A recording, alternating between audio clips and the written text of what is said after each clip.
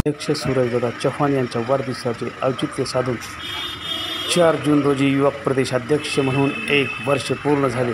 त्या अनुषंगाने प्रदेश युवकचे पदाधिकारी व शिरोआनपाळचे प्रदेश सरचिटणीस शेख मेहताब, अल्पसंख्याक विकास विभाग महाराष्ट्र, तालुका कार्याध्यक्ष अब्दुल अजीज मुल्ला, साकोळ सोसायटीचे संचालक उस्मान मुल्ला यांनी सूरजदादा चव्हाण यांचा 25 किलोचा हार घालून सत्कार केला व त्यांना पुढील काळात सुख समृद्धी लाभो व लवकरच आमदार व्हावे अशी अपेक्षा व्यक्त करून शुभेच्छा दिल्या. यावेळी प्रदेश युवक सरचिटणीस अमर पाटील व रणजित नरोटे यांची पण प्रमुख उपस्थिती होती.